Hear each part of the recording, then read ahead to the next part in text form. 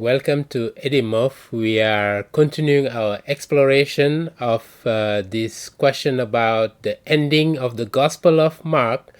In our previous video, we provided some evidence of the long ending of the Gospel of Mark, verse 9 to 20, by citing some church fathers. We refer to Irenaeus, who lives in the beginning of the 2nd century up to the end, middle to the end of 2nd century AD. He was a bishop of Lyon in France, and he was a disciple of another bishop of Smyrna. Smyrna is located in present-day Turkey, and he was a bishop of Smyrna. You have the letter to the church of Smyrna in the book of Revelation. He was from there, and he was a disciple himself of the Apostle John. So these are very close to the original writing of the Gospels. So we saw that Irenaeus, in his book Against Heresy, cited the long ending of the Gospel of Mark, which means he was in possession of some Greek manuscript. So today we're going to continue in that same vein, and we're going to talk about two more church fathers, Eusebius, who was the bishop of Caesarea and lived in the 4th century, end of 3rd century and beginning of 4th century, around the time of Codex Vaticanus and Codex Sinaiticus, which have the short ending of the Gospel of Mark, just to put it in context. And we're going to also talk about another great theologian, church father, by the name of Jerome, and he also provides some evidence about the long ending of the Gospel of Mark. Let's take a look at it by looking at the PowerPoint presentation. So there was a Christian named Marinus who wrote around 325 AD a letter to the bishop of Caesarea, who was Eusebius, a great theologian, church father, who died around 339 AD. And in that letter, Marinus was basically wondering about how to harmonize two gospels, the Gospel of Mark and the Gospel of Matthew, regarding the post-resurrection appearance of Jesus Christ. So in his response now to Marinus, in this composition book called Ad Marinum, Eusebius responds to a question from Marinus about how Matthew 28 verse 2, and we'll take a look at it in a second, can be harmonized with Mark 16 verse 9. Let's take a look at it. Look at these two passages first before we get into understanding how Eusebius was able to harmonize these two passages. Okay?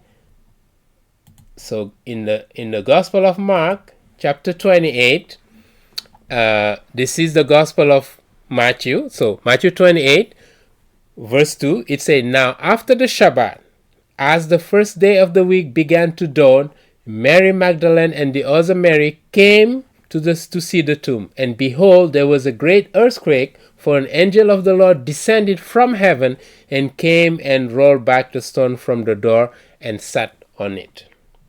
Okay, that's what we have in the Gospel of Matthew. Now, when we look at the Gospel of Mark, this is what we see in verse 9. "Now, when he, Jesus Christ, rose early on the first day of the week." Over there it say, after the Shabbat, so he appeared first to Mary Magdalene, out of whom he had cast 7 demons. So Marinus, a Christian probably who was meditating upon these two passages, trying to harmonize it, sent that letter to Eusebius. And Eusebius, in his response, he's telling him the way to harmonize it is in Mark 16 verse 9. Mark say early in the morning on the first day of the week, and then in Matthew 28 it say Christ arose late on the Shabbat. Okay, that's how he's thinking it should be harmonized. Now, what does that tell us? First of all, it tells us that Christian Marinus around 325 AD must be in possession or must have had access to the Greek manuscript of the Gospel of Mark with a long ending from verse 9 to 20. And the same way, Eusebius must have access to the same Greek manuscript, which date to around the beginning of the 4th century, right? And which refer to the original writing of the Gospel. Okay? So that's what we can learn from this first evidence. Okay? Now, let's look at a second evidence from another church father. His name is Jerome, and this is what Jerome said. He was born around 300 AD, and he included the Gospel of Mark, chapter 16, verse 9 to 20, in his Vulgate translation. By the way, so the Vulgate is the Latin translation of the Greek Bible, okay? The New Testament, sorry. He translated the entire Bible in Latin, and he was fluent in multiple languages: Greek, Latin, Hebrew, and others, okay? Syriac and all these other languages, which he specifically stated that he prepared on the basis of ancient Greek manuscripts. So he must be referring to these Greek manuscripts that contain verse 9 to 20 and that go back all the way to the original writing. The relevant statement from Jerome is found in his composition called Ad Idubiam from about the year 407, okay, which is literally 50 years after Vaticanus and Codex Sinaiticus, those copies, in which, among others, he responds to a broad question about harmonization difficulties in the resurrection account in the Gospel. And in the course of his response, he breaks down the question into a series of questions and answers clearly patterned on Eusebius' earlier work to Marinus. Okay? Now, Jerome, like Eusebius, argued there are two ways to solve the question of the gospel harmonization. He stated one way is to reject the passage of the Gospel of Mark on the ground that it is absent in other Greek copies, okay? Because they seem to narrate things that may contradict other accounts.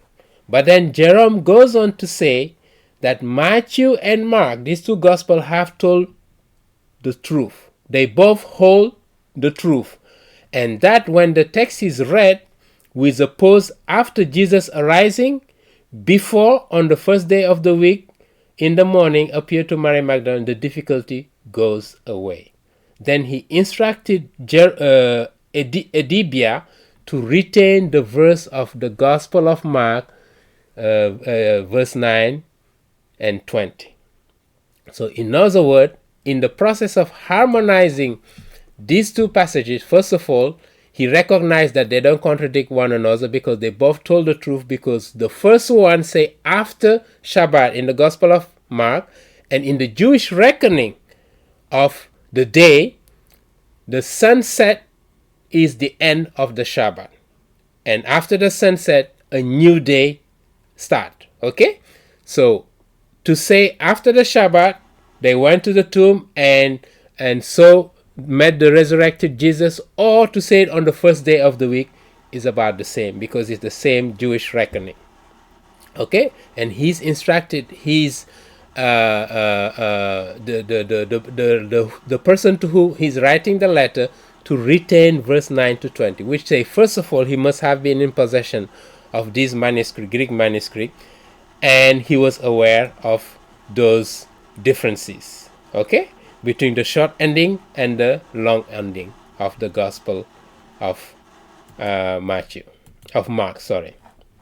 And then the second argument we can draw from, the second evidence, is the copies of the Gospel of Mark known to Jerome, especially the Greek one, must be dated between 386 and 417, because he traveled to Egypt and he met some other scholars or church fathers or theologians, and he must have seen copies of those Greek manuscripts around that time. So Jerome mentioned these copies in 417, okay, in the course of a comment about the interpolation known as the Freer Legion. What is the Freer Legion? The Freer Legion is basically a brief dialogue between the risen Jesus Christ and his disciple, and it was inserted between verse 14 and verse 15 of the Gospel of Mark, verse 16. Okay? So in the composition Dialogue Against the Pelagian, part 2, section 14, Jerome stated that it was found in certain exemplar and especially in Greek codices near the end of the Gospel of Mark. And then he quoted almost all of the Gospel of Mark, verse 14, and then present the interpolation. So the manuscript to which he referred must have been produced before that year, before year 417, and Jerome probably viewed the copies with the Freer Legion during his visit in 386, which is the end of the 4th century, to monasteries in Egypt which are thought to be in the same vicinity from which Codex Washingtonianus, which is W, was taken. And we'll come back to this Codex Washingtonian, which has those also long ending of the Gospel of Mark. So a second attestation, testimony, that the Gospel of Mark had this long ending which contained verse 9 to 20. Okay? Another evidence to show that this ending of the Gospel of Mark was from the original. Okay? Let's read quickly this interpolation called the Freer Legion, which was between verse 14 and 15, just to get a context. Let's see what we see here in the Gospel of Mark. Okay, in the New King James Version, verse 14 says, later he, Jesus Christ, appeared to the 11 as they sat at the table, including Thomas, and he rebuked their unbelief and hardness of heart, because they did not believe those who had seen him after he had risen. And this is where they introduce the interpolation here, the Freer Legion. And he said to them, go into all the world and preach the gospel to every creature. Okay? So Jesus Christ is telling them, and this is only found in the Gospel of Mark regarding the post-resurrection appearance. Okay? We can see that. And that's the argument that Jerome is using. We are going to stop here. And next, we're going to talk about another church father who has provided some evidence of the existence of the long ending of the Gospel of Mark, which date back to the original writing. Stay tuned for the upcoming video. Thank you for your attention. May God bless you. And until